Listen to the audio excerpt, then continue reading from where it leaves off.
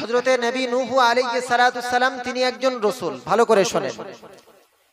হযরতে ইসমাঈল আলাইহিস সালাতু সালাম পৃথিবীর বুকে যারা রাসূল এসেছেন তাদের নামের সঙ্গে কিন্তু কোথাও রাসূলুল্লাহ শব্দ যুক্ত নাই। ভালো করে বুঝেন আমি কোন জিনিসটা বোঝাতে চাচ্ছি। যেমন কলেমাগুলো আমি আপনাদের বলি, লা ইলাহা ইল্লাল্লাহ মুসা কালিমুল্লাহ, এই মুসার সঙ্গে রাসূলুল্লাহ আছে, এই কথা বলেন আছে। লা ইলাহা ইল্লাল্লাহ ঈসা জাবিহুল্লাহ, ঈসা আলাইহিস সালাতু সালাম ঈসা রূহুল্লাহ, রাসূলুল্লাহ আছে, ঈসা রূহুল্লাহ। লা ইলাহা ইল্লাল্লাহ ইসমাঈল জাবিহুল্লাহ, ইসমাঈলের সঙ্গে রাসূলুল্লাহ আছে, কথা বলেন আছে। পৃথিবীর বুকে রাসূল বানিয়েছেন বটে তাদেরকে, আল্লাহ কিন্তু এই রাসূলুল্লাহ শব্দটা তাদের সঙ্গে যুক্ত করেনি।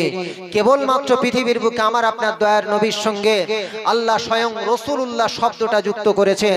যদি বলেন হোয়াট ইজ দা প্রুফ, পবিত্র কোরআনের পারা নাম্বার হলো 22, পৃষ্ঠা নাম্বার হলো 2, সূরার নাম হচ্ছে সূরাতুল আহজাব, আয়াত নাম্বার হলো 40। আল্লাহ বলছেন মাকানা মুহাম্মাদুন আবা আহাদিম মির রিজালিকুম ওয়ালাকিন রাসূলুল্লাহ, আল্লাহ বলছেন আমার নবী মুহাম্মদ তোমাদের কোন পুরুষের পিতা নয়। আচ্ছা বলুন, ভালো করে বুঝবেন, আমি তুমি আপনাদের বোঝাচ্ছি। রাসূলুল্লাহ আলাইহি ওয়াসাল্লামের পুত্র ছিল, কয়টা পুত্র?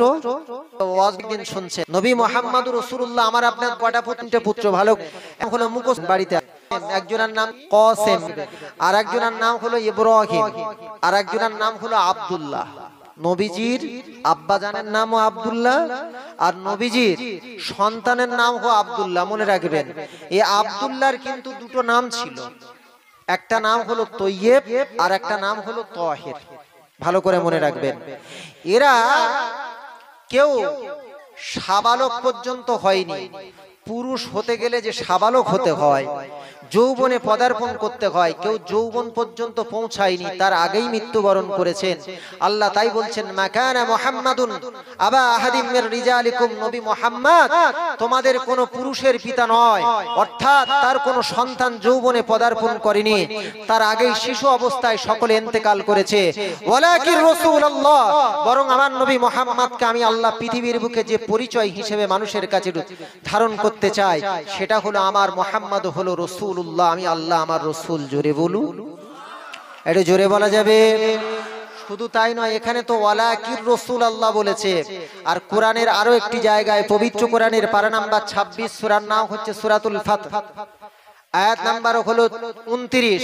আল্লাহ পাক নিজে জানিয়েছেন মুহাম্মাদুর রাসূলুল্লাহ ওয়াল্লাযীনা মাআহু আশিদ্দাহু আলাল কুফফার, আল্লাহ পাক মুহাম্মদ দিয়ে সেখানে রাসূলুল্লাহ শব্দ যুক্ত করেছেন। একবার জোরে বলুন সুবহানাল্লাহ। সম্মানিত উপস্থিতি, আমার আপনার দয়ার নবী যে দিন জন্মগ্রহণ করেছিলেন, ভালো করে শোনেন। আজকের নবী সাল্লাল্লাহু আলাইহি ওয়াসাল্লামের স্মরণে আমরা যদি আজকের কোনো মজলিস করি, এক শ্রেণীর মানুষ তারা বলে যে বিদআত। ভালো করে বোঝেন। আচ্ছা, এই নবীর সামনে বসে আমরা কি এখানে কোনো কেক টেক কেটে হ্যাপি বার্থডে মোহাম্মদ করছি? এই কথা বলেন, হ্যাপি বার্থডে মোহাম্মদ করছি, কথা বলেন যে শুভ জন্মদিন মোহাম্মদ বলে আমরা কি কেউ চিল্লাচ্ছি? নবীর শানে এখানে দরুদ হয়, আল্লাহর শানে জিকির হয়, নবীর কথাবার্তা আলোচনা হয়, কোরআনের কথাবার্তা আলোচনা হয়, হাদিসের কথাবার্তা আলোচনা হয়। অথচ এক শ্রেণীর মুসলমান আজকে দেখবেন বিদআত করে আজকে দেখবেন তারা এগুলো করতে চায় না। জি, আমি আপনাদের কাছে একটা তথ্য দিচ্ছি। কিতাবটির নাম হলো আল মাওয়াহিবুল লাদুনিয়া।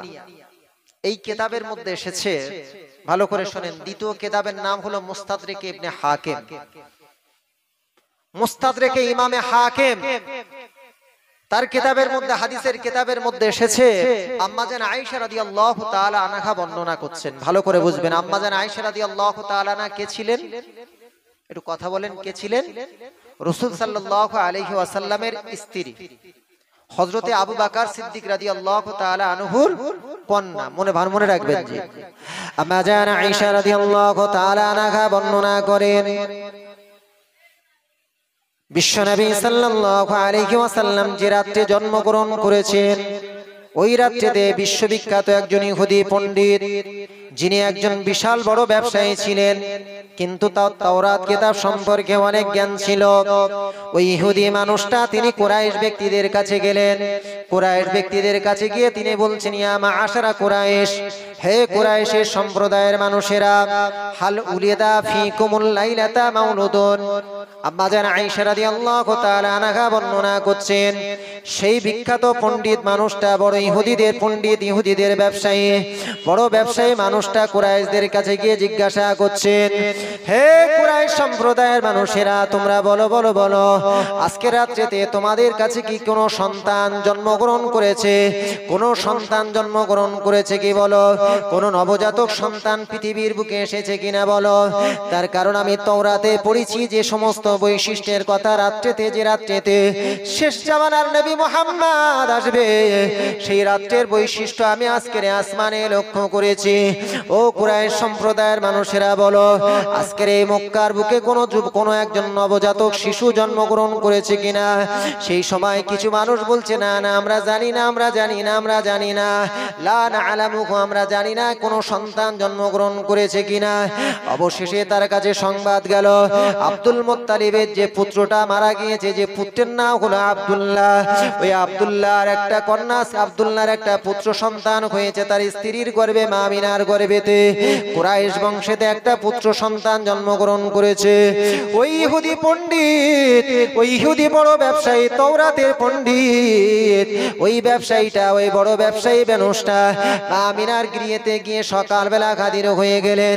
সকালবেলা গিয়ে হাজির হবার পরেতে মা আমিনাকে বলছেন, ও আমিনা, মা আমিনা, তোমার নবজাতক সন্তানকে আমি, ইহুদিদের একজন পণ্ডিত, ইহুদিদের একজন বড় ব্যবসায়ী, আমাকে কি তোমাদের সন্তানটাকে একটু দেখানো যাবে? বিশ্বনবী মুহাম্মদুর রাসূলুল্লাহ সাল্লাল্লাহু আলাইহি ওয়াসাল্লামকে যখন তার সামনে আনা হলো, ওই ইহুদি পণ্ডিত, ইহুদি ব্যবসায়ীটা কিতাবের মধ্যে সে চোখ ফাঁকা, এমন করে তিনি বেহুশ হয়ে গেলেন, বেহুশ হয়ে গেলেন। তার গায়ে এমন করে পানি ছিটানো হলো। পানি ছিটানো হবার পরে তার গায়ে যখন ঘুষটা এমন করে তার জ্ঞানটা যখন ফিরল, ওই সময় তাকে জিজ্ঞাসা করা হলো, ওই ইহুদিদের পণ্ডিত, বলো বলো বলো, তুমি এই শিশুটাকে দেখে কেন তুমি বেহুশ হয়ে গিয়েছিলে বলো? ওই সময় তিনি বলছেন, জাহাবাতুল্লাহি, জাহাবাতুল্লাহি আন-নাবুওয়াতা মিন বানি ইসরাঈল। ওই সময় ইহুদিদের পণ্ডিতরা, ইহুদিদের ব্যবসায়ী বলেছিল, আল্লাহর কসম করে বলছি, এই শিশুর মধ্যে যে বৈশিষ্ট্যগুলো আমি লক্ষ্য করেছি, ইনি হলেন আখিরি জামানার নবী মুহাম্মদুর রাসূলুল্লাহ। শুধু তাই নয়, এতদিন ধরে বনি ইসরাঈলদের মধ্য থেকে নবী হয়ে আসতো, আজকে থেকেই শিশু জন্মগ্রহণ করার সাথে সাথে বনি ইসরাঈলদের মধ্যে থেকে নবুয়তকে আমার আল্লাহ পাক পৃথিবীর মুখ থেকে মিটিয়ে দিয়েছে। আমি ইহুদিদের পণ্ডিত, ইহুদিদের বড় ব্যবসায়ী সাক্ষ্য দিচ্ছি, হাদা মুহাম্মাদুর রাসূলুল্লাহ, এটা হবে শেষ জামানার নবী মুহাম্মদ। আল্লাহ পাক একে শেষ জামানার নবী করে সৃষ্টি করেছেন। আচ্ছা বলেন, ইহুদিদের পণ্ডিতরা যাকে সাক্ষ্য দেয়, তিনি কেমন নবী ছিলেন? আমি আপনাদের কাছে বলি শুনুন। বিশ্ব নবী সাল্লাল্লাহু আলাইহি ওয়াসাল্লামের মর্যাদা কে দিয়েছেন? কথা বলেন। আল্লাহ দিয়েছে। আমি আপনাদেরকে বলেছি, আমার আপনার বাড়িতে কোরআনটা আছে, কোরআন খুলে দেখবেন, পবিত্র কোরআনের পারা নাম্বার 6, পৃষ্ঠা নাম্বার হলো 6, সূরার নাম হচ্ছে সূরাতুল মাইদা, আয়াত নাম্বার হলো 3, আয়াত নাম্বার হলো 3। আল্লাহ পাক জানাচ্ছেন, হুররিমাত আলাইকুমুল মাইতাতু ওয়াদ-দামু ওয়া লাহমুল খিনজির। আল্লাহ পাক বলছে, হে পৃথিবীর বুকে ঈমানদার ব্যক্তিগণেরা, তোমরা শোনো শোনো শোনো, আমি আল্লাহ তোমাদের কাছে কয়েকটা জিনিস, হারামের জিনিস, হারাম জিনিস আল্লাহ পাক বর্ণনা করছেন। সেখানে আল্লাহ পাক বলছে যে তোমাদের জন্য হারাম করা হয়েছে মৃত জিনিসকে, তোমাদের জন্য হারাম করা হয়েছে মৃত প্রাণী, তোমাদের জন্য হারাম করা হয়েছে। ওয়াল মাইতাতু ওয়াদ-দামু, আল মাইতাতু ওয়াদ-দামু, এবং তোমাদের জন্য হারাম করা হয়েছে রক্ত। ওয়া লাহমুল খিনজির, এবং শূকরের গোশত তোমাদের জন্য হারাম করা হয়েছে। আচ্ছা বলুন, তাহলে এই আয়াত থেকে বোঝা গেল মৃত জিনিস খাওয়া হারাম, ঠিক না ভুল? কথা বলেন। মৃত প্রাণী খাওয়া হারাম। আচ্ছা তাহলে বলেন, আজকের যে বাজার থেকে মাছ আমরা নাগরতলা বাজার থেকে, অথবা চ্যাংদোনার বাজার থেকে, অথবা তালদির বাজার থেকে, জীবনতলার বাজার থেকে মাছ কিনে আনি, সব মাছ জ্যান্ত থাকে? মাছ কি প্রাণী নয়? কথা বলেন জি, মাছ তো প্রাণী।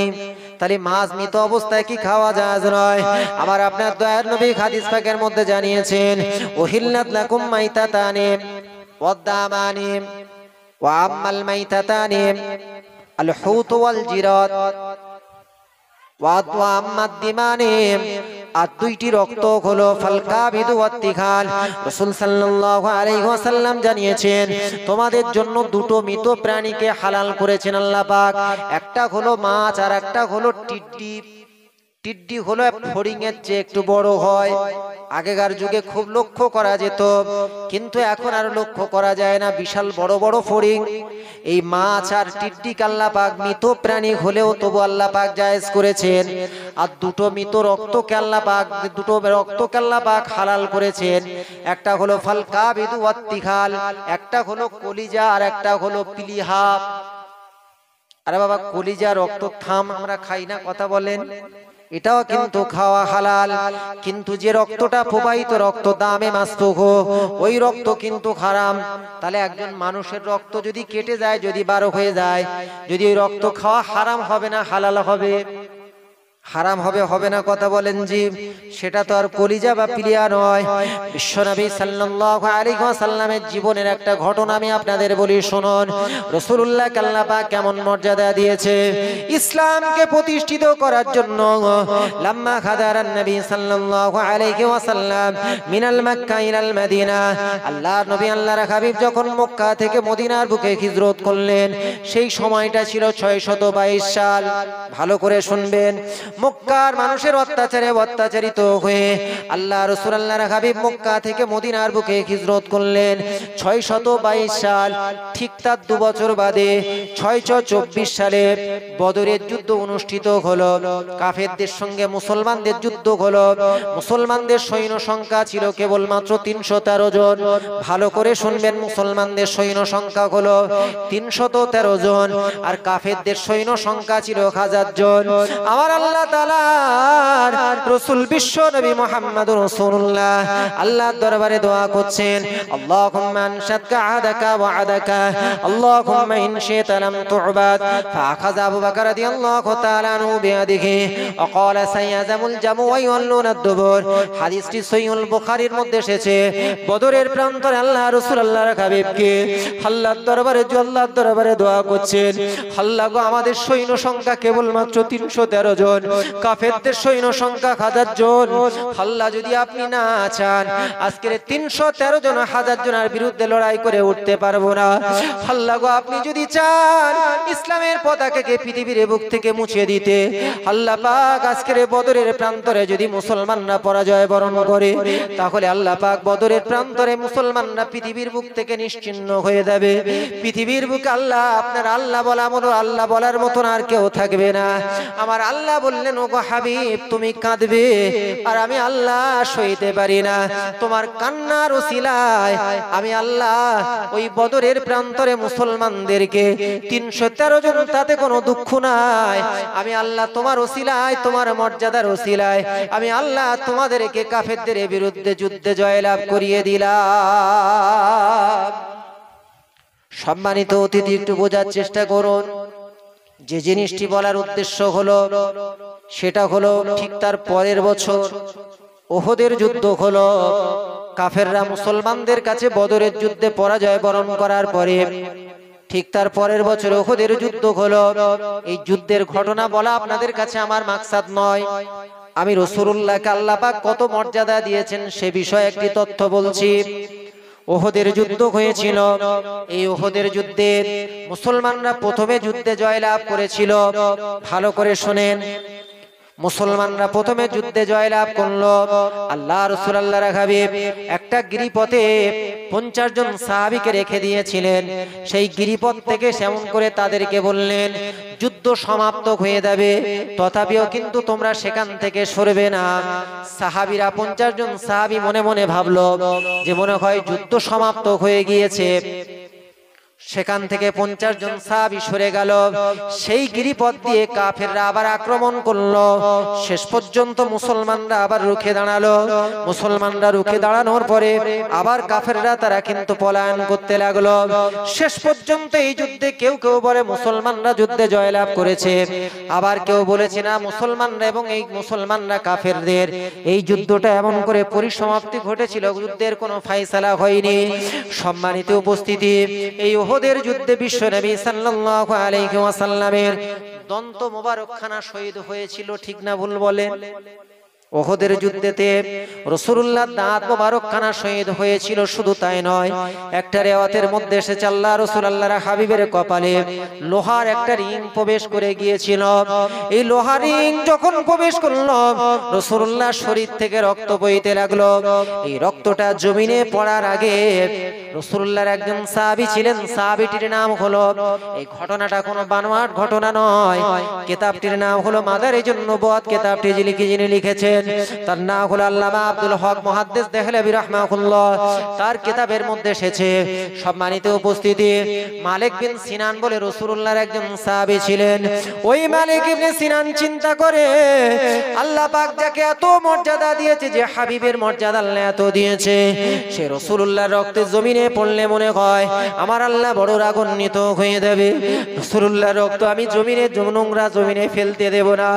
ওই মালিক ইবনে সিনান রাসূলুল্লাহ রক্তটা হাতে করে ধরে নিয়ে রাসূলুল্লাহ রক্তটা এমন করে চুষতে চুষতে খেয়ে ফেলেছিলেন।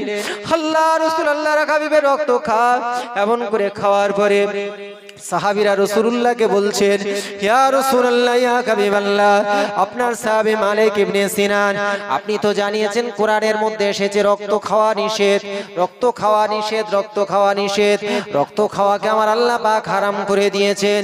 কিন্তু ইয়া রাসূলুল্লাহ, ইয়া হাবিবাল্লাহ, আপনার সাহাবী মালিক ইবনে সিনান আজকের উহুদের প্রান্তরে যখন আপনার এমন করে লোহার একটা রিং কপালে প্রবেশ করে গিয়েছিল, আপনার কপাল থেকে যখন রক্ত ঝরছিল, ওই রক্তটা মালিক ইবনে সিনান নামক একজন সাহাবী, ইয়া রাসূলুল্লাহ, ইয়া হাবিবাল্লাহ, ওই মালিক ইবনে সিনান রক্তটা ধরে নিয়ে সে চুষে চুষে খেয়ে ফেলেছে। ইয়া রাসূলুল্লাহ, আপনার রক্তটা জমিনে পড়তে দেয়নি।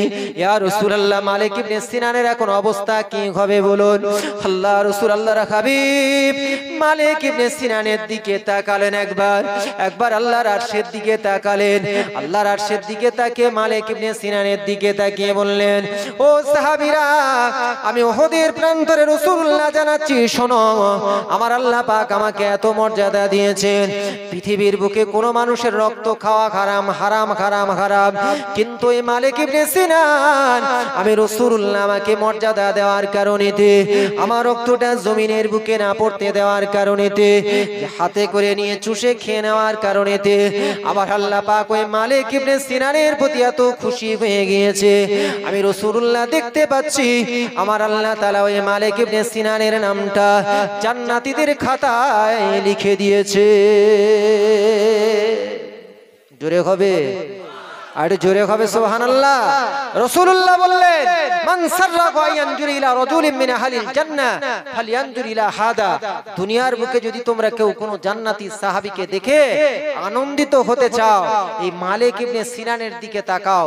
আমি রাসূলুল্লাহ বলছি, এই মালিক ইবনে সিনান হলো একজন জান্নাতি সাহাবী। জোরে হবে, আর একটু জোরে হবে, নারী দেখবে, উচ্চ স্বরে দরুদ শরীফ আল্লাহুম্মা।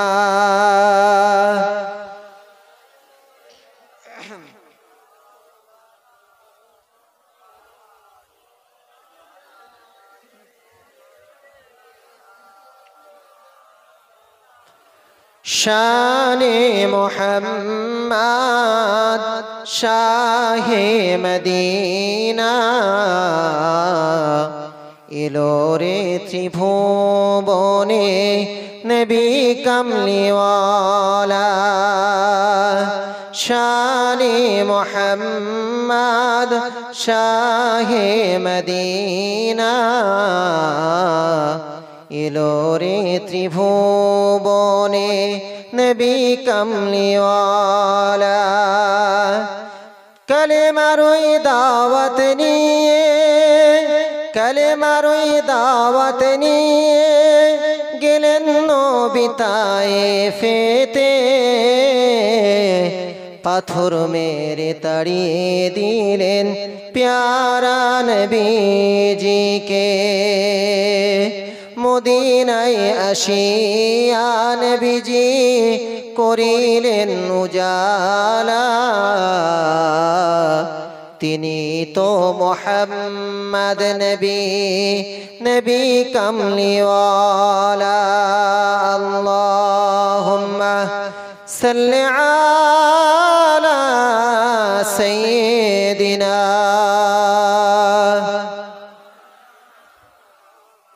ওয়া আলা আলি সাইয়্যিদিনা।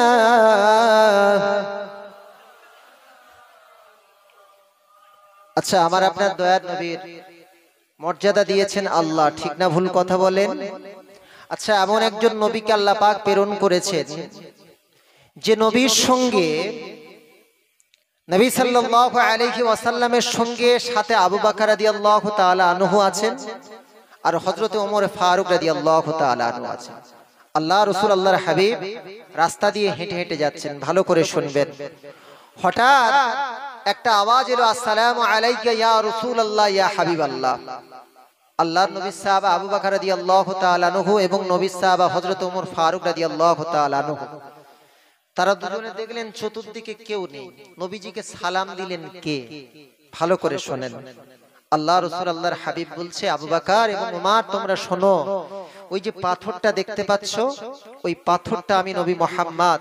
আমি যখনই এখান থেকে যাই, আমি নবী মুহাম্মদ, ওই পাথর আমাকে সালাম দেয়। জোরে বলুন, একটু জোরে হবে।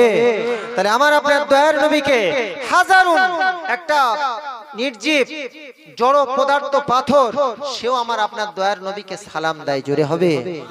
আচ্ছা, আল্লাহ রাসূল আল্লাহর হাবিব সাল্লাল্লাহু আলাইহি ওয়াসাল্লাম মদিনার বুকে যখন সর্বপ্রথম জুমার দিনে, এখনকার দিনে মসজিদ আছে তো, কথা বলেন জি, এই মসজিদে জুমার দিনে, এটা ওয়াক্তিয়া মসজিদ, যেখানে জুমার মসজিদ আছে, জুমার মসজিদে মেম্বার নেই, এই কথা বলেন মেম্বার আছে। এখন তো সব শ্বেত পাথরওয়ালা মসজিদ। তৎকালীন রাসূলুল্লাহর জামানায় এরকম শ্বেত পাথরওয়ালা মসজিদ ছিল না জি, ছিল জি। এখন বর্তমানে যারা উমরা করতে যাচ্ছেন, হজ করতে যাচ্ছেন, দেখেছেন মক্কা মদিনা কি সুন্দর না সাজিয়েছে, তাই না? কথা বলেন জি, কত সুন্দর না সাজিয়েছে জি। ভালো করে শোনেন, আমি আপনাদের কাছে একটি তথ্য বলছি হাদিসের আলোকে। এখন রাসূল সাল্লাল্লাহু আলাইহি ওয়াসাল্লাম, আচ্ছা বলুন, আমাদের মসজিদে জুমার দিনে ইমাম সাহেব মেম্বারের উপরে উঠে খুতবা দেয় না? এ কথা বলেন, নামাজের আগে খুতবা দেয় তো? পবিত্র কোরআনের মধ্যে এসেছে, পবিত্র কোরআনের পারা নাম্বার হলো 28, পৃষ্ঠা নাম্বার হলো 13, সূরার নাম হচ্ছে সূরাতুল জুমআহ, আয়াত নাম্বার হলো 9। আল্লাহ পাক বলছেন, ইয়া আইয়ুহাল্লাযীনা আমানু ইযা নুদিয়া লিস-সালাতি মিন ইয়াউমিল জুমআহ ফাসআউ ইলা যিকরিল্লাহি ওয়া দারুল বাই'। আল্লাহ পাক বলছেন, হে ঈমানদার ব্যক্তিগণেরা, যখন যেমন করে জুমার দিনেতে আযান দেয়া হবে, ইযা নুদিয়া লিস-সালাত, যখন নামাজের জন্য আহ্বান করা হবে, নুদিয়া লিস-সালাত, যখন নামাজের জন্য যখন আহ্বান করা হবে, তখন তোমরা কি করবে? তোমরা তখন নামাজের জন্য দ্রুত অগ্রসর হবে। ওয়াজারুল বাই'a, এবং তোমাদের ব্যবসা বাণিজ্য বেচা কেনাগুলো বন্ধ করে দেবে। সম্মানিত উপস্থিতি, একটু বোঝাচ্ছেন, আর দিনে আমরা আজকের মুসল্লি এমন হয়ে গিয়েছি, নবীর আশিক হয়ে গিয়েছি, ঠিক কথা, তো সারা সপ্তাহ কষ্ট লাগে। সারা সপ্তাহ মুসলমান আজকের মসজিদের সাথে কোনো সম্পর্ক নাই। সপ্তাহে একদিন মুসল্লি, এমন করে সপ্তাহে একদিন মুসল্লি মসজিদে নামাজ পড়তে যায়, তাও জুমার নামাজ কেবলমাত্র 2 রাকাত নামাজ পড়ে মসজিদ থেকে পালায়। আছে না নেই? কথা বলেন। কলকাতার দিকে মানুষ, তারা অফিস আদালতে কাজকর্ম করে, তাদের অফিসের সময় থাকে, তাই তারা 2 রাকাত নামাজ পড়ে চলে যায়। গ্রামগঞ্জের মানুষ আজকে দেখবেন 100 জন নামাজ পড়তে আসলে দেখবেন 60 জন 2 রাকাত নামাজ পড়ে পালাচ্ছে। হচ্ছে না? হচ্ছে না? কথা বলেন। এই 60 জনের মধ্যে 2-4 জন বাড়িতে গিয়ে সুন্নত না পড়ে, বাদ বাকি কিন্তু আর কেউ পড়ে না। ভালো করে শোনেন, 2-1 জন পালানো সম্ভব, তার কারণ মসজিদের বাইরে এখন যে হারে জুতো চোর বার হয়েছে। 2-1 জন খুব টেনশনে থাকে যে 1000-1200 টাকাওয়ালা জুতো বাইরে রেখে এসেছি, আর এদিকে যদি নামাজ পড়ি জুতোটা যদি চুরি হয়ে যায়, বড় টেনশনে থাকে। এই দু একজন টেনশনে থাকে তাই চলে আসে, ঠিক আছে, কিন্তু বাদ বাকি সব লোক কি কারণে আসবে? যে সারা সপ্তাহ মুসল্লিদের সঙ্গে মসজিদের কোনো সম্পর্ক নাই। হাদিসটি দুটি কিতাবের মধ্যে এসেছে। কিতাবটির নাম হলো সহিহুল বুখারী, দ্বিতীয় কিতাবের নাম হলো সহিহ মুসলিম। আল্লাহ রাসূল আল্লাহর হাবিব জানাচ্ছেন, আহাবুল বিলাদি ইলাল্লাহি মাসাজিদুহা ওয়া আবগাদুল বিলাদি ইলাল্লাহি আসওয়াকুহা। আল্লাহ রাসূল আল্লাহর হাবিব জানাচ্ছেন, দুনিয়ার বুকে সর্বশ্রেষ্ঠ জায়গার নাম হলো মসজিদ, আর দুনিয়ার বুকে সবচেয়ে নিকৃষ্ট জায়গার নাম হলো ওই বাজার। আজকে দেখবেন সকালবেলা এক শ্রেণীর মানুষ আছে, ফজরের নামাজ মসজিদে 30 বছর কাজা আছে, কিন্তু 30 বছর চার দোকানে সকালবেলা এখনো পর্যন্ত কাজা হয়নি। খারাপ ভাবছেন জি? মনে হয় যা বলছি আর সামনের বছরতে বলবিনি, আমি তো সব চিন্তা করি না, অসুবিধা নাই জি। রাসূলুল্লাহ সাল্লাল্লাহু আলাইহি ওয়াসাল্লাম বলছেন, যে ব্যক্তি এমন করে সকালবেলা উঠে, যে ব্যক্তি এমন করে মসজিদের পানে গেল, গদা বের হয়াতিন ঈমান, আমি রাসূলুল্লাহ জানাচ্ছি ওই ব্যক্তি হলো সারাদিন ঈমানের পতাকা উত্তোলন করে ঘুরে বেড়ালো। আল্লাহ রাসূল আল্লাহর হাবিব বলছে, যে ব্যক্তি ফজরের নামাজ পড়লো না, এমন করে সকালবেলা উঠে গদা ইলা সুক, বাজারের দিকে চলে গেল, ওই ব্যক্তিটা এমন করে সারাদিন গদা বের হয়াতি শয়তান, শয়তানের পতাকা উত্তোলন করে বেড়ালো। বলতে বড় কষ্ট হয়, দিন দরদি বাবাজি সামিঈন শ্রোতাবিন্দুগণ একটু বোঝার চেষ্টা করুন। আজকের এই মুসল্লি সপ্তাহের শ্রেষ্ঠ দিন হলো জুমার দিন। আল্লাহ রাসূল আল্লাহর হাবিব জানাচ্ছেন, ইন্না সাইয়্যিদুল আইয়াম আল জুমা, ইন্নাল জুমাআতা সাইয়্যিদুল আইয়াম, নিশ্চয়ই জুমার দিন হলো সপ্তাহের শ্রেষ্ঠ দিন। তার কারণ হলো লিআন্না ফিহি খুলিকা আদম, এই দিনেতে পৃথিবীর প্রথম নবী আদম নবীকে আল্লাহ পাক সৃষ্টি করেছেন। শুধু তাই নয়, সম্মানিত উপস্থিতি, এই দিনেতে আল্লাহ পাক আদম আলাইহিস সালাতু সালামের মধ্যে রূহ ফুৎকার করেছিলেন। কোন কোন রিওয়ায়াতের মধ্যে এসেছে জুমার দিনে এমনকি কিয়ামত পর্যন্ত অনুষ্ঠিত হবে।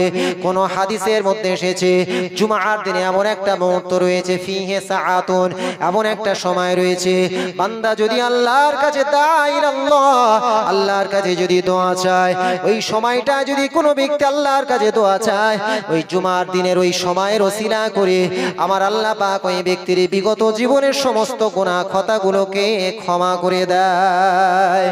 সম্মানিত উপস্থিতি, শুধু তাই নয়, কোন কোন রিওয়ায়াতের মধ্যে এসেছে, ইন্নাল জুমাআতা আফদালু মিন ইয়াউমিল ঈদ ওয়া ইয়াউমিল আদাহা, কোন কোন রিওয়ায়াতের মধ্যে এসেছে জুমার দিন সারা বছরে যে ঈদুল ফিতরের দিনে হয় আর যে ঈদুল আদাহার দিনে হয়, এই ঈদুল ফিতর এবং ঈদুল আদাহা থেকে আল্লাহর কাছে বেশি মর্যাদাশীল। সম্মানিত উপস্থিতি, আমি আবুল কালাম বানোয়াট গল্প বলছি না, কোন কোন রিওয়ায়াতের মধ্যে এসেছে এমন করে দেখবেন, আপনাদের এলাকায় যদি কোনো মানুষের টাকা পয়সা হয়ে যায়, লক্ষ লক্ষ টাকা হয়ে যায়, লাখ লাখ টাকা হয়ে যায়, হাজার হাজার টাকা হয়ে যায়, আজকের মক্কা মদিনায় গিয়ে উমরা করতে যায়, যায় না যায় না কথা বলেন? আজকের মানুষের টাকা পয়সা হয়ে গেলে হজ করতে যায়, কিন্তু গরিব মানুষ হজ করবে, টাকা পয়সা নাই। আল্লাহ রাসূল আল্লাহর হাবিব জানাচ্ছেন, ইন্নাল জুমাআতা হাজ্জুল লিল মাসাকিন, আল্লাহ রাসূল আল্লাহর হাবিব জানিয়েছেন, গরিব মানুষ টাকা পয়সা নাই, হজ করতে যেতে পারে না, কিন্তু যে জুমার দিন রয়েছে সপ্তাহে গ্রামে যে জুমার নামাজটা হয়, ওই ব্যক্তি যদি জুমার নামাজ পড়তে যায়, আমার আল্লাহ তাআলা ওই জুমার নামাজের উসিলা করে ওই গরিব মানুষের আল্লাহ পাক হজের চেয়েও বেশি সওয়াব দান করে দেয়। আমি আপনাদের কাছে কিন্তু মনে আছে কি জানি না, বলেছিলাম রাসূলুল্লাহর মর্যাদা কে দিয়েছে? আল্লাহ। এই রাসূলুল্লাহর মর্যাদা সম্পর্কে বলতে বলতে এত দূর পর্যন্ত চলে এলাম। আল্লাহ রাসূল আল্লাহর হাবিব মক্কা থেকে মদিনার বুকে হিজরত করার পরে সর্বপ্রথম মসজিদে কুবা বানালেন। ভালো করে বুঝবেন, মসজিদে কুবার পরেতে রাসূলুল্লাহ মসজিদে নববী বানালেন। মসজিদে নববী বোঝেন? যে মসজিদে নববীর পাশে রাসূলুল্লাহর মাজার রয়েছে, রাসূলুল্লাহর রওজা শরীফ রয়েছে। হাদিসের মধ্যে এসেছে, আল্লাহ রাসূল আল্লাহর হাবিব জানিয়েছেন, মসজিদে নববীতে যদি কোনো ব্যক্তি এক ওয়াক্ত নামাজ যদি জামাতের সাথে আদায় করে, আমার আল্লাহ পাক তার আমলনামায় 50,000 গুণ বেশি সওয়াব দান করে দেয়। ভালো করে বুঝবেন, এই মসজিদে নববীতে তৎকালীন জুমার নামাজ হতো, কিন্তু রাসূলুল্লাহ একটা মাথা কাটা খেজুর গাছ বোঝেন? তার মানে শুকনো খেজুর গাছের একটা কাণ্ড, শুকনো খেজুর গাছ, এমন করে সেই শুকনো খেজুর গাছের উপরে হেলান দিয়ে রাসূলুল্লাহ জুমার দিনে বক্তৃতা দিতেন, খুতবা দিতেন। ভালো করে শুনবেন, হাদিসের মধ্যে এসেছে, সুনানে আবি দাউদ এবং সহিহুল বুখারীর মধ্যে এসেছে, আল্লাহ রাসূল আল্লাহর হাবিব জুমার দিনে এমন করে খুতবা দিতেন। রাসূল সাল্লাল্লাহু আলাইহি ওয়াসাল্লাম একটা শুকনো খেজুর গাছের কাষ্ঠ, শুকনো খেজুর গাছের কাঠের উপরে ভর দিতেন, এমন করে ভর দিয়ে রাসূলুল্লাহ জুমার খুতবা দিতেন। একটা মহিলা, তার কাছে একটা নাজ্জারান, একটা কুঠারি ছিল, একটা এমন করে কাঠের কাজ করতো, এমন করে কাঠের কাজ করতো, ভালো করে বোঝেন, কাঠমিস্ত্রি ছিল। তার কাছে একটা কাঠমিস্ত্রি ছিল, তার স্বামী হোক, তার সন্তান হোক, কেউ একজন কাঠমিস্ত্রি ছিল। সেই কাঠমিস্ত্রিটা রাসূলুল্লাহর দরবারে গিয়ে বললেন, বিভিন্ন রিওয়ায়াতের মধ্যে এসেছে, ওই কাঠমিস্ত্রিটা বলল, ইয়া রাসূলুল্লাহ, ইয়া হাবিবাল্লাহ, আপনি জুমার দিনেতে শুকনো খেজুর গাছের কাঠের উপরে ভর দিয়েতে জুমার দিনে আপনি খুতবা দেন, আমাদের বড় খারাপ লাগে। আগামী জুমার দিন থেকে আপনার জন্য একটা কাঠের মেম্বার আমি বানিয়ে দেব। ইয়া রাসূলুল্লাহ, ইয়া হাবিবাল্লাহ, আপনি ওই কাঠের মেম্বারের উপর দাঁড়িয়ে দাঁড়িয়ে আপনি জুমার খুতবা দেবেন। আল্লাহ রাসূল আল্লাহর হাবিব বললেন, কোনো অসুবিধা নাই, ওগো কাঠের, ওগো কাঠুরিয়া, আগামী জুমার দিনের জন্য তুমি একটা কাঠের মেম্বার বানিয়ে দেবে। সম্মানিত উপস্থিতি, একটু ভালো করে বোঝার চেষ্টা করুন। আল্লাহ রাসূল আল্লাহর হাবিবের জন্য পরের জুমা এসে গেল, পরের জুমার দিন এসে গেল, কাঠুরিয়াটা এমন করে কাঠের একটা মেম্বার নিয়ে চলে এলেন। রাসূলুল্লাহ কাঠের মেম্বারের কাছে কেমন করে হাজির হলেন। হযরতে বেলাল রাদিয়াল্লাহু তাআলা আনহু আযান দেবে বলে, তিনি মসজিদে নববীতে আযান দেবে বলে তিনি এমন করে মসজিদে নববীতে তিনি আযান দিতে শুরু করলেন। মসজিদে নববীতে আযান দিতে যখন শুরু করলেন, হযরতে বেলাল রাদিয়াল্লাহু তাআলা আনহু ইসলামের প্রথম মুয়াজ্জিন, ইন্না আউওয়ালা মুয়াজ্জিনুন ফিল ইসলাম ওয়া বেলাল রাদিয়াল্লাহু তাআলা আনহু, ইসলামের প্রথম মুয়াজ্জিন হযরতে বেলাল রাদিয়াল্লাহু তাআলা আনহু জুমার জন্য আযান দিলেন। আল্লাহ রাসূল আল্লাহর হাবিব জুমার খুতবা দেবে বলে যখন কাঠের মেম্বারের উপর উঠেছে, রাসূলুল্লাহ লক্ষ্য করলেন একটা কান্নার আওয়াজ কোথায় থেকে ভেসে ভেসে আসছে। আল্লাহ রাসূল আল্লাহর হাবিব লক্ষ্য করলেন একটা কান্নার আওয়াজ আসছে। যেমন উটের বাচ্চা যদি হারিয়ে যায়, উটের মা যেমন কান্নাকাটি করতে থাকে, হাদিসের মধ্যে এসেছে এমন করে একটা কান্নার আওয়াজ রাসূলুল্লাহর কানে আসছে। সাহাবীদের কান্না রাসূল আল্লাহর হাবিব বললেন, ও সাহাবীরা, তোমরা কি একটা কান্নার আওয়াজ কোথা থেকে পাচ্ছ? বলো বলো বলো। সমস্ত সাহাবীরা একে অপরের মুখের দিকে তাকায়, সমস্ত সাহাবীরা মুখের দিকে তাকাচ্ছে। কেউ কোনো মসজিদ নববীতে কেউ কান্নাকাটি করে না, তাহলে মসজিদ নববীতে কান্নাকাটির আওয়াজটা কোথা থেকে আসে? রাসূলুল্লাহ বললেন, কোনো বাচ্চা কাঁদে কি দেখো? সবাই দেখলো কোনো বাচ্চা কাঁদছে না, তাহলে মসজিদ নববীতে কান্নাকাটি করছে কে? অবশেষে দেখা গেল এতদিন ধরে যে শুকনো খেজুর গাছের কাঠের উপরে ভর দিয়ে আল্লাহ রাসূল আল্লাহর হাবিব যে শুকনো খেজুর গাছের মাথা কাটা খেজুর গাছের উপরে ভর দিয়ে রাসূলুল্লাহ জুমার খুতবা দিতেন, সেই শুকনো খেজুর গাছের কাঠের ভিতর থেকে কান্নার আওয়াজ আসে। আল্লাহ রাসূল আল্লাহর হাবিব সহিহুল বুখারীর মধ্যে এসেছে, ফালতাজামা রাসূলুল্লাহ ওই শুকনো খেজুর গাছের কাঠটাকে জড়িয়ে ধরলেন। এমন করে সুনানে আবি দাউদের মধ্যে এসেছে, ফাহাতানা কাহু, আল্লাহ রাসূল আল্লাহর হাবিব ওই শুকনো খেজুর গাছের কাঠটা কেমন করে জড়িয়ে ধরলেন।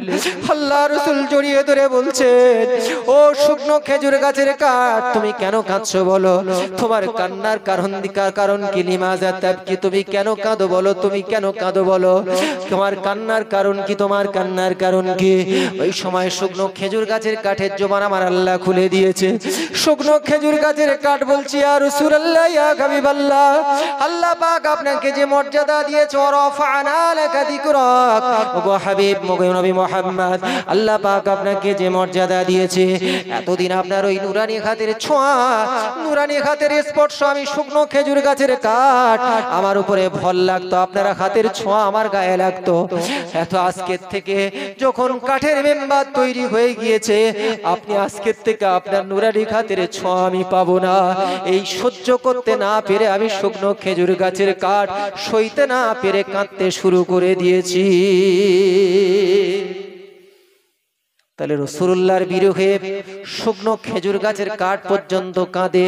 ভালো করে শোনেন, আল্লাহ রাসূল আল্লাহর হাবিব সাল্লাল্লাহু আলাইহি ওয়াসাল্লাম হাদিসের মধ্যে এসেছে, আল্লাহ রাসূল আল্লাহর হাবিব বলছো, শুকনো খেজুর গাছের কাঠ, তোমার মাথা নাই, কোনো চিন্তা নাই, আমি তোমার জন্য দোয়া করে দেব।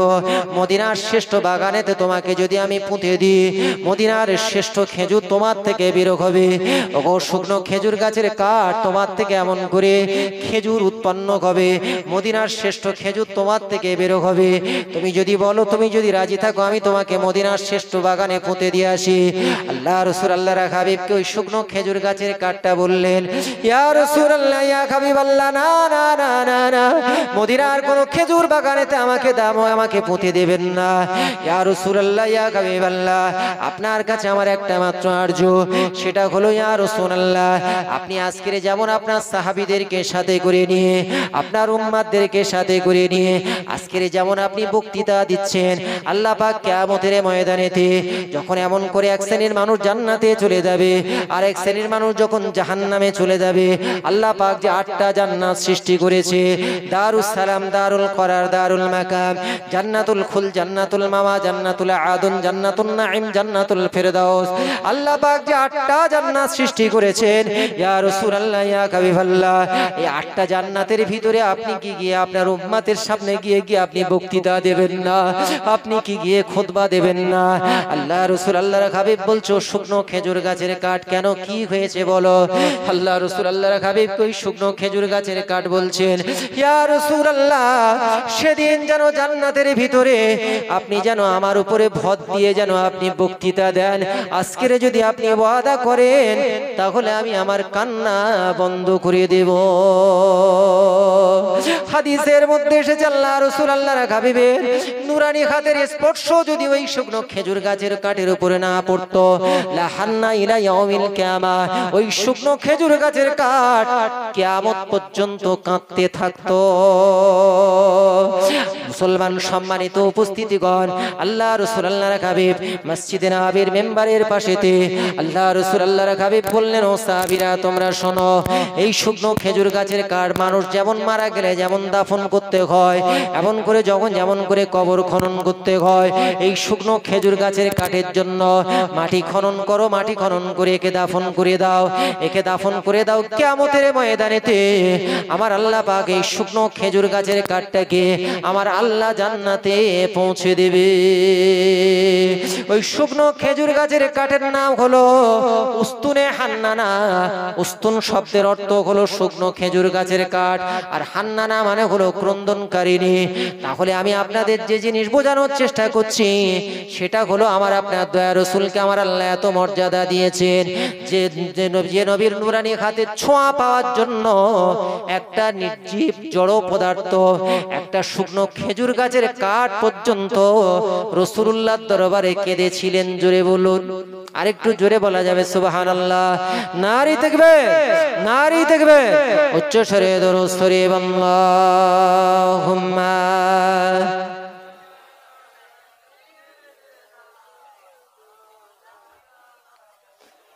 ওয়া আলা আলি সাইয়্যিদিনা। নূর নবী সোনার ছবি, নূর নবী সোনার ছবি, মতির মতো চমকদার, চমকে ঘাসি ঘাসিলেও পরে চাঁদের কিরণ কেউ হার মানায়। আল্লাহুম্মা সাল্লি আলা সাইয়্যিদিনা ওয়া আলা আলি সাইয়্যিদিনা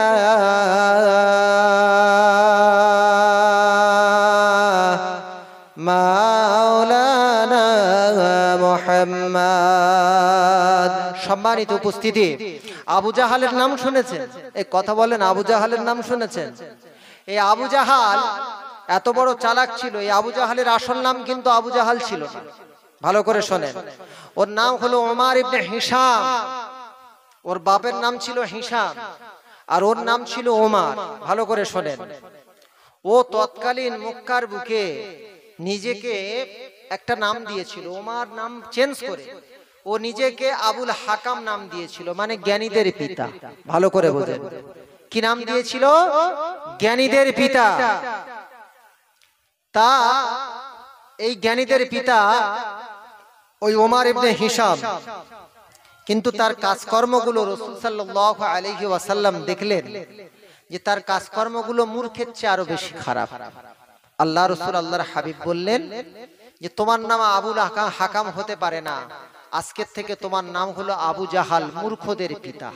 ভালো করে শোনেন, এই আবু জাহাল এক সময় রাসূলুল্লাহকে পরীক্ষা করার জন্য হাতের ভিতরে কিছু কাঁকর নিয়েছে, আর কাঁকর নিয়ে আল্লাহ রাসূল আল্লাহর হাবিব সাল্লাল্লাহু আলাইহি ওয়াসাল্লাম যে জায়গা দাঁড়িয়ে আছে এই জায়গায় গিয়ে আর বলছে, হে মুহাম্মদ, নিজেকে নবী বলে দাবি করিস, আমার হাতের ভিতরে কি আছে যদি বলতে পারিস তাহলে আমি তোর কলেমা পড়ে মুসলমান হয়ে যাব। ভালো করে বুঝেন, আবু জাহাল বলছে যে আমার হাতের ভিতরে, হাতটা ভালো করে মুঠো মেরে রেখেছে, কয়েকটা কাঁকর ভিতরে রেখেছে, আর বলছে যে দেখ আমার এই দুই হাতের ভিতরে কি আছে যদি বলতে পারিস তাহলে আমি মুসলমান হয়ে যাব।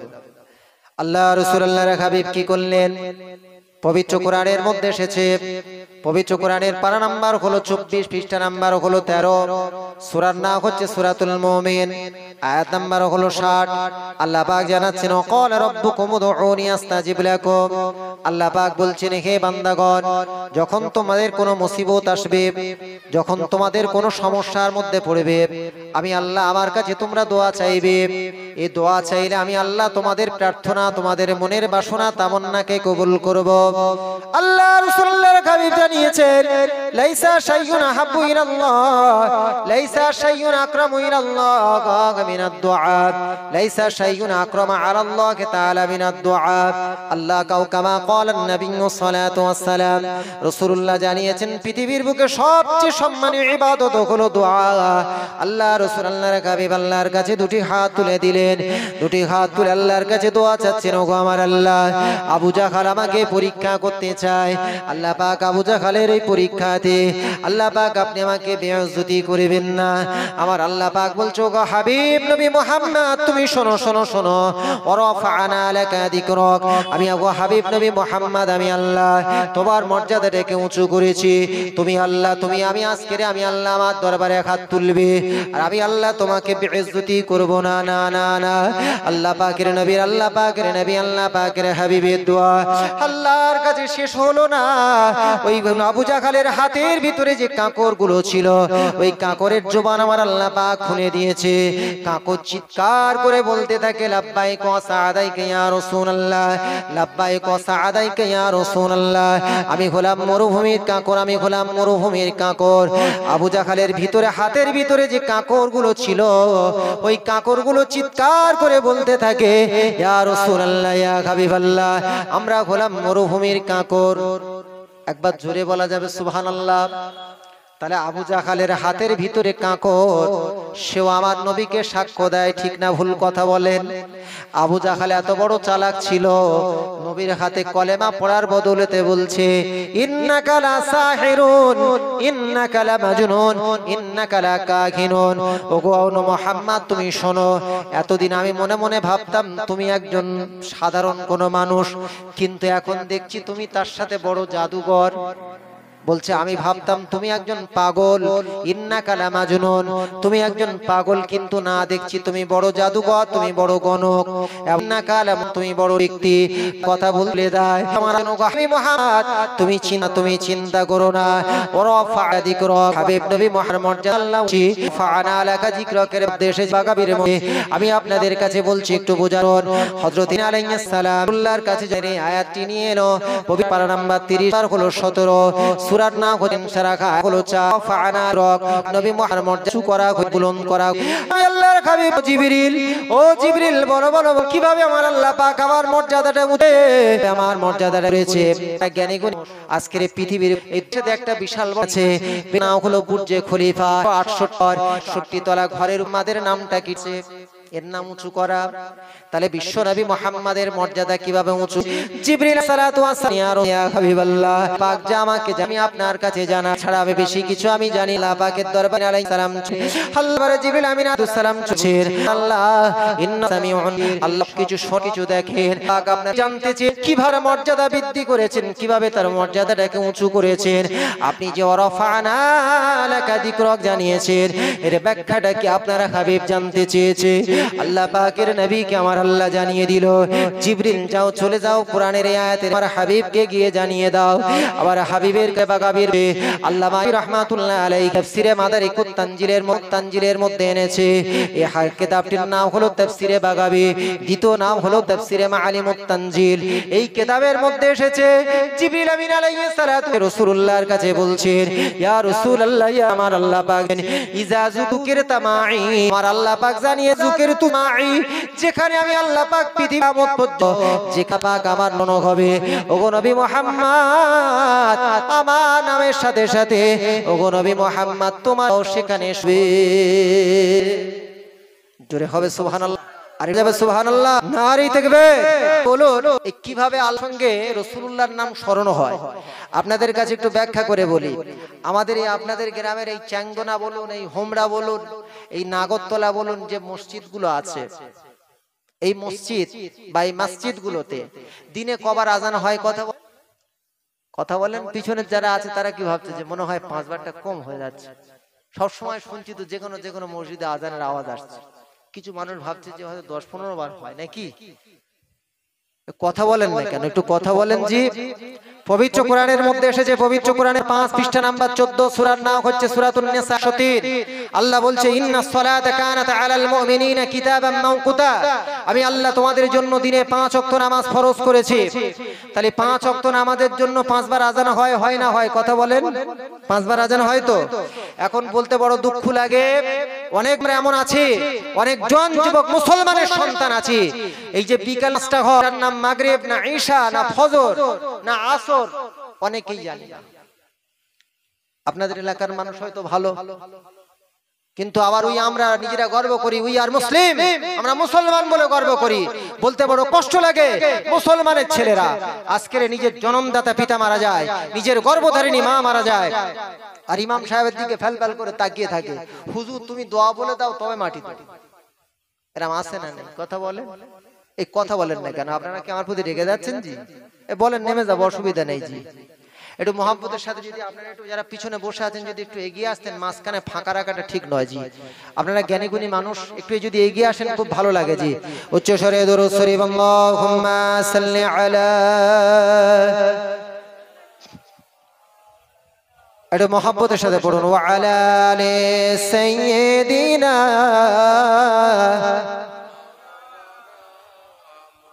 সম্মানিত উপস্থিতি, বলতে বড় কষ্ট লাগে। রাসূল সাল্লাল্লাহু আলাইহি ওয়াসাল্লাম বললেন, তলাবুল ইলমি ফারিদাতুন আলা কুল্লি মুসলিম, প্রত্যেকটি মুসলমানের ইলম শিক্ষা অর্জন করা ফরজ।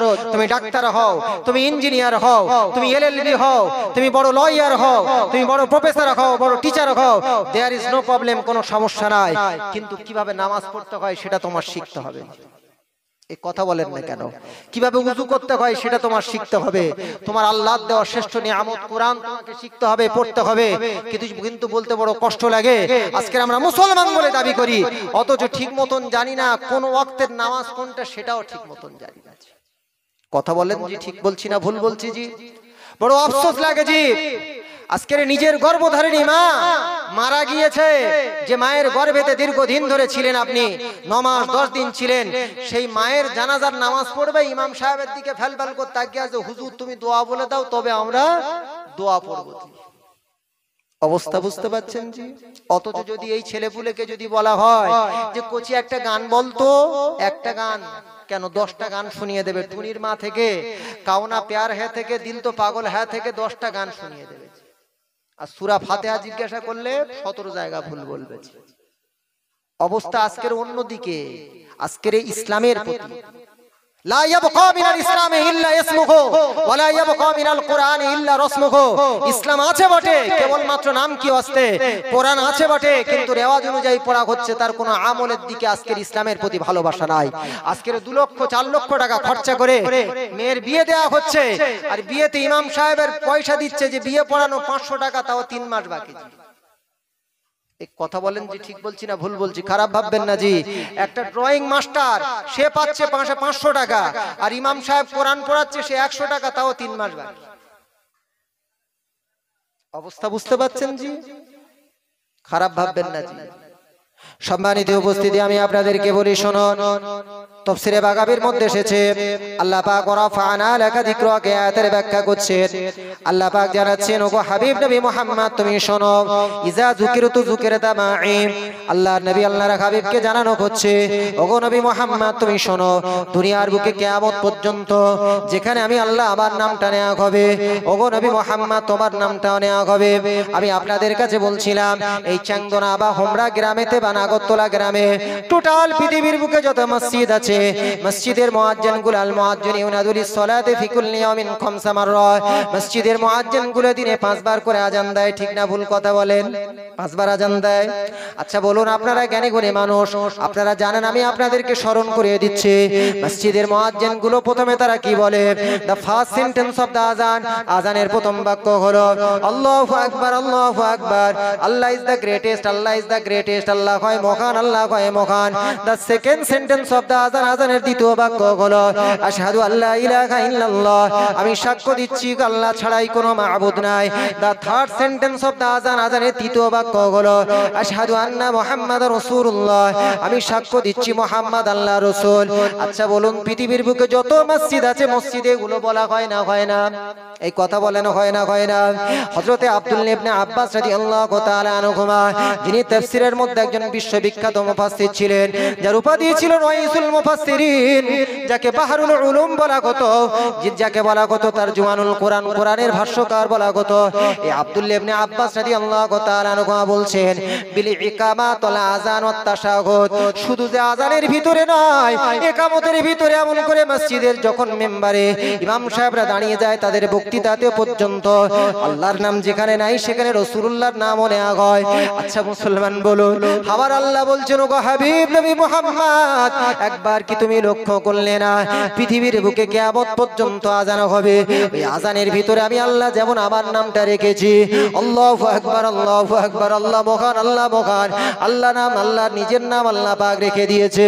আর আযানের তৃতীয় বাক্যের ভিতরে আমার আল্লাহ পাক বলছেন আশহাদু আন্না মুহাম্মাদুর রাসূলুল্লাহ, মসজিদের মুয়াজ্জিনগুলো তারা সাক্ষ্য দিচ্ছে মুহাম্মদ আল্লাহ রাসূল। আবার আল্লাহ বলছে, ওগো নবী মুহাম্মদ, পৃথিবীর বুকে শ্রেষ্ঠ শ্রেষ্ঠ ফেরেশতা করো জিবরিলের নাম কিন্তু আমি আল্লাহ আযানের ভিতরে রেখে দিই রে। মিকাইলের মতন ফেরেশতা, মিকাইলের নামটা আমি আল্লাহ আযানের ভিতরে দিই রে। আমি আল্লাহ আদম নবী থেকে শুরু করে ঈসা আলাইহিস সালাতু সালাম পর্যন্ত পৃথিবীর কোন নবীর নামটা কিন্তু আমি আল্লাহ আযানের ভিতরে দিই রে। ওগো হাবিব নবী মুহাম্মদ, কিয়ামত পর্যন্ত পৃথিবীর বুকে মসজিদগুলোতে আযান হবে, আযানের ভিতরে আমি আল্লাহ আমার নামটা যেমন উচ্চারিত হবে, ওই আযানের ভিতরে আমি আল্লাহ, ওগো নবী হাবিব নবী মুহাম্মদ, তোমার নামটা আমি আল্লাহ জুড়ে দিয়েছি। কিয়ামত পর্যন্ত আমি আল্লাহ আমার নামের সাথে সাথে, ওগো হাবিব নবী মুহাম্মদ, তোমার নামটাও পৃথিবীর মানুষ স্মরণ করবে। জোরে বলা যাবে সুবহানাল্লাহ, নারী থাকবে। সম্মানিত উপস্থিতি, তাহলে রাসূলুল্লাহর মর্যাদা দিয়েছেন কে? আল্লাহ। কিন্তু দুঃখের বিষয় হলো, সেই রাসূলের আদর্শ আজকে আমরা আদর্শায়িত হব, সেই চিন্তা ভাবনা নাই। নবী দিবস দিচ্ছি ঠিক কথা, কিন্তু নবীর আদর্শ আমাদের মেনে চলতে হবে, এই চিন্তা ভাবনা আজকে আমাদের মাথা থেকে উঠে যাচ্ছে। এই ভারতবর্ষের বুকে ইতিহাস খুলে, আপনাদের হাতে দামি দামি মোবাইল আছে, এই মোবাইলটা খুলে একটু সার্চ করে দেখবেন, 1206 সাল থেকে শুরু করে 1192 সালে তরাইনের দ্বিতীয় যুদ্ধ হয়েছিল। মুহাম্মদ ঘুরির সঙ্গে পৃথ্বীরাজ। এই 1192 সালের পরে 1206 সালে কুতুবউদ্দিন আইবক দাস বংশ প্রতিষ্ঠা করেছিল। সেখান থেকে শুরু করে 1206 থেকে 1757 সাল পর্যন্ত মুসলমানরা ভারতবর্ষের বুকে তারা সালতানাত, মুসলমানরাই সাম্রাজ্য পরিচালনা করেছে। তাদের ঈমান আমল ছিল ঠিক, আজকের তারাই সাম্রাজ্য পরিচালনা করলো। আর আজকের সেই মুসলমানদের ভারতবর্ষের বুকে ওবিসি, আদার্স, ব্যাকওয়ার্ড ক্লাসেস, অনগ্রসর অনুন্নত জাতি হওয়ার জন্য সার্টিফিকেটের জন্য ফর্ম ফিল আপ করতে হচ্ছে। ঠিক না ভুল কথা বলেন? কি বলেছি মাথায় ঢুকে নিয়েছি? এই আজকের পৃথিবীর বুকে 7টা আশ্চর্যের মধ্যে একটা অন্যতম আশ্চর্য তাজমহল। এ কে বানিয়েছে? মোগল বাদশা শাহজাহান বানায়নি? জি কথা বলেন, এই কথা বলেন না কেন? মোগল বাদশা শাহজাহান বানিয়েছে। GT road, grand trunk road কে বানিয়েছে? বাদশা শেরশাহ বানিয়েছে। আচ্ছা বলুন, মুসলমানরা এই যে লাল কেল্লা কে বানিয়েছে? মুসলমানরা বানালো, মোগল বাদশারা বানালো। আজকের বলুন, চারমিনার কে বানালো? মুসলমানরা বানালো। এই ভারতবর্ষের বুকে বেশিরভাগ স্থাপত্যগুলো তারা মুসলমানরা বানালো।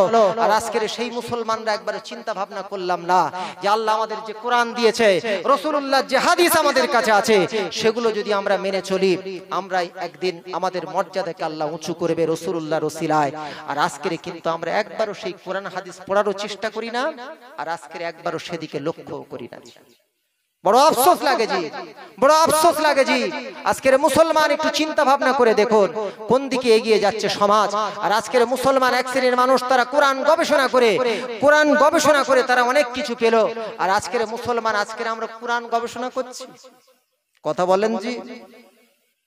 কিছু মুসলমান আজকের রাত দিন চিন্তা ভাবনা করছে কিভাবে বিভিন্ন রকম অবৈধ কাজকর্মের সঙ্গে সংযুক্ত থাকা যায়। কেউ এমন করে দেখবেন বাজে বাজে কাজকর্ম করছে, সুদের ব্যবসা করছে, কেউ বিভিন্ন রকম বাজে বাজে ব্যবসা করছে, হারাম জিনিসের সাথে সংযুক্ত হচ্ছে। অথচ কোরআনের মধ্যে এসেছে কুলু মিম্মা রাযাকাকুমুল্লাহু হালালান তাইয়্যিবা, আমি আল্লাহ তোমাদের জন্য হালাল রিজিক তোমাদের জন্য আমি আল্লাহ বরাদ্দ করেছি, সেই খাদ্য খাও। সূরা মাইদার 88 নম্বর আয়াত জি, 6 পারায় 7 পারায় সূরা মাইদার 88 নম্বর আয়াত, কুলু মিম্মা রাযাকাকুমুল্লাহু হালালান তাইয়্যিবা, তোমরা হালাল রিজিক আমি আল্লাহ যেটাকে তোমাদের জন্য খাদ্য ভক্ষণ করতে বলেছি সেইগুলো খাও। এই খাদ্য ভক্ষণ করলে কি হবে? হাদিসের মধ্যে এসেছে, রাসূল সাল্লাল্লাহু আলাইহি ওয়াসাল্লাম জানিয়েছেন। হাদিসটি দুটি কিতাবের মধ্যে এসেছে। মিশকাতুল মাসাবি 2 নম্বর কিতাবের নাম হলো সুনানে দারিমি। রাসূল সাল্লাল্লাহু আলাইহি ওয়াসাল্লাম জানিয়েছেন, ইন্নাল্লাহা লা ইয়ানজুরু ইলা সুওয়ারিকুম ওয়া আমওয়ালিকুম ওয়ালাকিন ইয়ানজুরু ইলা কুলুবিকুম ওয়া আমালিকুম। আল্লাহ রাসূলুল্লাহর হাবিব সাল্লাল্লাহু আলাইহি ওয়াসাল্লাম জানিয়েছেন, কিয়ামতের ময়দানে বান্দার কার শাহরুখ খানের মতন দেখতে ছিল আর কার সালমান খানের মতন দেখতে ছিল, আল্লাহ সেদিকে লক্ষ্য করবে না। আল্লাহ কার কত ধন সম্পদ দিয়েছে সেদিকে লক্ষ্য করবে না, আল্লাহ দুটো জিনিসের দিকে লক্ষ্য করবে, ওয়াইলা কুলুবিকুম ওয়া আমালিকুম, বান্দা তোমার অন্তরটা কত পরিশুদ্ধ ছিল, কতটা হালাল মাল খেয়েছো আর কতটা হারাম খেয়েছো সেদিকে আল্লাহ পাক লক্ষ্য করবে, ওয়াইলা আমালিকুম, এবং তোমার দুনিয়ার বুকে কি আমল করেছো সেদিকে লক্ষ্য করবে। জি আজকে আমরা কোরআন পড়ি না, আজকে কোরআন পড়ারও চেষ্টা করি না জি। অথচ হাদিসের মধ্যে এসেছে, আল্লাহ রাসূল আল্লাহর হাবিব বলছেন, মান করা হারফাম মিন কিতাবিল্লাহ ফালাহু বিহি হাসানা ওয়ালা হাসানাতু বিআশরি আমসালিহা। আল্লাহ রাসূল আল্লাহর হাবিব জানিয়েছেন, যে ব্যক্তি কোরআনের একটি মাত্র অক্ষর মাত্র তেলাওয়াত করবে, আল্লাহ পাক তার আমলনামায় একটা সওয়াব দেবে, ওই একটা সওয়াবকে আল্লাহ 10 গুণ সওয়াব দিয়ে বর্ধিত করে দেবে। রাসূলুল্লাহ বলছে, ওয়ালাকিন লা আকুলু আলিফ লাম মিম হারফুন ওয়ালাকিন আকুলু আলিফুন হারফুন ওয়া লামুন হারফুন ওয়া মিমুন হারফ। আমি রাসূলুল্লাহ জানাচ্ছি, আলিফ একটা অক্ষর, লাম একটা অক্ষর, মিম একটা অক্ষর। আলিফ লাম মিম এই তিনটে মিলিয়ে একটা অক্ষর নয়, বরং আলিফ একটা অক্ষর, লাম একটা অক্ষর, মিম একটা অক্ষর। যদি কোনো ব্যক্তি আলিফ তেলাওয়াত করে, আল্লাহ তার আমলনামায় 10টা সওয়াব দান করবে। লাম তেলাওয়াত করলে আল্লাহ তার আমলনামায় 10টা সওয়াব দান করবে। মিম তেলাওয়াত করলে আল্লাহ তার আমলনামায় 10টা সওয়াব দান করবেন। জোরে বলুন, একটু জোরে বলা যাবে সুবহানাল্লাহ? নারী তাকবীর, নারী তাকবীর। সম্মানিত উপস্থিতি, আমি ছোট্ট একটি হাদিসের ঘটনা বলে ইনশাআল্লাহ বিদায় নেব। আমার সময় যে 10টা পর্যন্ত, আপনাদের কাছে আপনাদের খেদমতে এসেছি। আল্লাহর দরবারে লক্ষ কোটি শুকরিয়া। বনমালপুর মাদ্রাসা করে সন্ধ্যাবেলা বাড়িতে গিয়ে যে শরীরটা খুব খারাপ ছিল, জি ভাবছিলাম যাবো কিনা যাব না, আপনাদের কাছে এসেছি। আল্লাহ পাক 2 ঘন্টা বলার মতন তৌফিক দিয়েছে, আল্লাহর দরবারে শুকরিয়া। রাসূলুল্লাহর তরিকায় চললে আল্লাহ পাক যে রাসূলুল্লাহর মর্যাদা, আমার আজকের ওয়াজের বিষয়বস্তু ছিল একটাই, ওয়ারাফা'না লাকা যিকরাক, রাসূলুল্লাহর মর্যাদা আল্লাহ পাক কি দিয়েছেন, এই বিষয়ে ছোট্ট করে একটা ঘটনা আমি আপনাদের কাছে রাখছি। রাসূল সাল্লাল্লাহু আলাইহি ওয়াসাল্লামের তরিকায় আদর্শে যারা চলেছে, আল্লাহ তাদের আমল দিয়েছে, ছোট্ট আপনাদের কাছে রাখ। সহিহ মুসলিমের হাদিস, আমি আবুল কালাম আমার বানোয়াট মুসলিম সংকলন করেছেন আবুল হুসাইন আসাকিরউদ্দিন মুসলিম ইবনে হাজ্জাজ আল কুশাইরি রাহমাহুল্লাহ, তার কিতাবের মধ্যে এসেছে। এই যে ওদের কথা আপনাদের বলছিলাম, এই কথা বলেন ওহদের যুদ্ধের কথা বলেছি। হিজরত করার পরে রাসূল আলাইহিস সালাম 22 সালে হিজরত করেছেন, 625 সালের বাদে ওহদের ভালো করে 3 বছরের যুদ্ধে, ওদের যুদ্ধেতে ঘাটলে দেখতে হাতে মোবাইল সার্চ করে দেখ ওহদ মুসলমান জাবরণ করেছে কা হলো জন শাহাদাত করেছে। তোরের যুদ্ধে না কেবলমাত্র শাহাদাত আছে, আর ওহদের যুদ্ধজন শাহাদাত। তো এই ওহদের জিন্না আউওয়ালা ফিল উহুদ ওহুয়া আব্দুল্লাহ। ওহদের প্রান্তরে সর্বপ্রথম যিনি শাহাদাত করেছিলেন তার নাম হলো হযরত এই আব্দুল্লাহর পরিচয় কি? রাসূল সাল্লাল্লাহু আলাইহি ওয়াসাল্লাম সাহাবী ছিলেন, সাহাবীটির নাম হলো হযরত জাবের রাদিয়াল্লাহু। এই জাবের রাদিয়াল্লাহু তাআলা আনহুর আব্বা জানের নাম ছিল আব্দুল্লাহ, মনে রাখবেন। আল্লাহ রাসূলুল্লাহর হাবিবের সাহাবা হযরত জাবের রাদিয়াল্লাহু আনহুর আব্বা জান আব্দুল্লাহ রাদিয়াল্লাহু তাআলা আনহু ওহদের প্রান্তের সঙ্গে লড়াই করতে গিয়ে যখন সিংহবাণী এমন করে শাহাদাতের অমিয় সুদা যখন তিনি গ্রহণ করলেন, শাহাদাত বরণ তিনি করলেন, আল্লাহ রাসূলুল্লাহর হাবিব ওহদের প্রান্তরে যখন যুদ্ধ সমাপ্ত হয়ে গেল, কাফেররা যখন পলায়ন করল, রাসূল সাল্লাল্লাহু আলাইহি ওয়াসাল্লামের সাহাবীদের এমন করে খোঁজ নিয়ে কোথায় কোথায় রাসূলুল্লাহ সাল্লাল্লাহু আলাইহি ওয়াসাল্লাম তারা শহীদ হয়েছে এমন করে অন্তরে এমন করে শোন করেছে, এটা খোঁজ নেওয়া হচ্ছে। লক্ষ্য করা গেল যে হযরতে আব্দুল্লাহ রাদিয়াল্লাহু তাআলা আনহু তিনি সর্বপ্রথম শহীদ হয়েছেন। এই আব্দুল্লাহ রাদিয়াল্লাহু তাআলা আনহু ঠিক তার ওহদের যুদ্ধের পরের দিন আব্দুল্লাহ রাদিয়াল্লাহু তাআলা আনহুর মুখের কাপড় রাখে, ভালো করে শুনবেন, মুখের উপর এমন করে একটা শরীরের উপর একটা কাপড় রাখা আছে, ওই কাপড়টা রাখা আছে হযরতে আব্দুল্লাহ রাদিয়াল্লাহু তাআলা আনহু। রাসূলুল্লাহর আদর্শ যারা আল্লাহ পাক তাদেরকে কি দিয়েছে করে দেখুন। হযরতে আব্দুল্লাহ তাআলা আনহু শাহাদাত বরণ করেছেন। এই আব্দুল্লাহ রাদিয়াল্লাহু তাআলা আনহু ওদের প্রান্তরেতে তার শরীরের উপর একটা কাপড় ঢাকা রয়েছে। হযরতে জাবের রাদিয়াল্লাহু তাআলা আনহু তার আব্বা জান ইন্তেকাল করেছেন, শাহাদাত বরণ করেছেন। হযরতে জাবের রাদিয়াল্লাহু তাআলা আনহু জীবনের শেষবারের মতন দেখবে বলে আব্বা জান আব্দুল্লাহ রাদিয়াল্লাহু তাআলা আনহুর মুখের উপর থেকে কাপড়টা সরানোর চেষ্টা করে। হযরতে জাবের রাদিয়াল্লাহু তাআলা আনহু আব্দুল্লাহ রাদিয়াল্লাহু তাআলা আনহুর জীবনের শেষবারের মতন দেখবে বলে কাপড়টা মুখ থেকে ঢাকা রয়েছে, মুখটাকে কাপড়টা সরানোর চেষ্টা করে। ওই সময় সাহাবীরা ফাজআলা সাহাবুন নবী সাল্লাল্লাহু আলাইহি ওয়াসাল্লাম ইয়ানাখাউনি ফাজআলা সাহাবুন নবী সাল্লাল্লাহু আলাইহি ওয়াসাল্লাম ইয়ানাখাউরি। সাহাবীরা হযরতে জাবের রাদিয়াল্লাহু তাআলা আনহুকে বলছেন, ইয়া জাবের, ইয়া আখি জাবের, ওগো আমাদের ভাই জাবের, না না না না, তুমি তোমার আব্বাজানের মুখ থেকে কাপড়টা সরাইও না, সরাইও না, তোমার আব্বাজানের মুখ থেকে তুমি কাপড়টা সরাইও না। হযরতে জাবের রাদিয়াল্লাহু তাআলা আনহু হাদিসের মধ্যে এসেছে চিৎকার করে কেঁদে দিয়েছে, চিৎকার করে কান্নাকাটি করছে, এত জোরে কান্নাকাটি করছে, কান্নার আওয়াজ রাসূলুল্লাহর কান পর্যন্ত পৌঁছে যায়।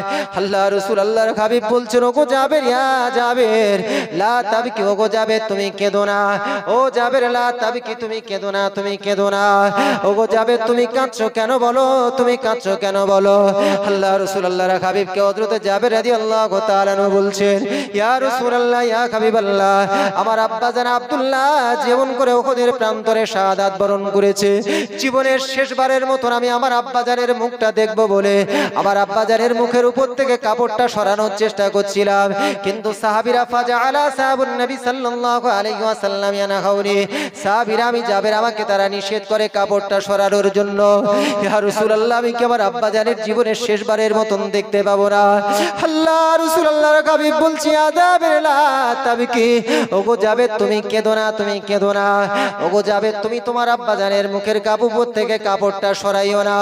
তার কারণ আমি রাসূলুল্লাহ যেটা দেখতে পাচ্ছি, ও জাবের না না না, তুমি সেটা দেখতে পাচ্ছ না, আমি রাসূলুল্লাহ দেখতে পাচ্ছি। তুমি মনে মনে ভাবছো যে তোমার আব্বাজানের মুখের উপরে কেবলমাত্র একটা কাপড় ঢাকা দেওয়া রয়েছে, না না না, ওগো জাবের তুমি শোনো, তোমার আব্বাজান আমি রাসূলুল্লাহ, আমার আল্লাহ পাক আমাকে যে মর্যাদা দিয়েছে, ওরাফা'না লাকা যিকরাক, আমার আল্লাহ পাক আমাকে যে মর্যাদা দিয়েছে, পৃথিবীর বুকে সুউচ্চ মর্যাদার অধিকারী করেছে, আমার আল্লাহ পাক আমাকে জানিয়েছে, ওয়াই ইন্নাকা লাআলা খুলুকিন আযীম, পৃথিবীর মধ্যে সর্বমহান চরিত্রের অধিকারী। আবার আল্লাহ পাক আমাকে জানিয়েছেন সেই হাবিবের চরিত্রকে অনুসরণ করার কারণেতে, সেই হাবিবের প্রতি তোমার আব্বা জান ঈমান আনার কারণেতে, সেই হাবিবের ডাকে সাড়া দেওয়ার কারণেতে, সেই নবী মুহাম্মাদের ডাকে সাড়া দিয়ে ওদের প্রান্তরে আজকে শাহাদাত বরণ করার কারণেতে আমার আল্লাহ পাক তোমার আব্বা জান আব্দুল্লাহর প্রতি এত খুশি হয়েছে, তোমার আব্বা জানের প্রতি আমার আল্লাহ পাক রাজি হয়ে গিয়েছে। ওগো জাবের, আমি যেটা দেখতে পাচ্ছি তুমি সেটা দেখতে পাচ্ছ না। ওগো জাবের, তুমি শোনো শোনো, আমি দেখতে পাচ্ছি ওয়া ইন্নাল মালাইকাতা লা ইয়াস্তাজিল্লু ওয়া ইযাজনাকাতিহা আও কামা ক্বালান নবী সাল্লাল্লাহু আলাইহি ওয়াসাল্লাম। আল্লাহ রাসূল আল্লাহর হাবিব বলছে আমি দেখতে পাচ্ছি ওগো জাবের, তোমার আব্বা জানের উপরে শুধু কেবলমাত্র কাপড় ঢাকা দেওয়া রয়েছে তা নয়, আসমানের অসংখ্য ফেরেশতারা তারা জমিনে নিচে নেমে এসে তোমার আব্বাজানের উপরে তারা এমন করে ফেরেশতারা তারা ডানা বিছিয়ে তোমার আব্বাজানকে তারা পাহারা দিচ্ছে।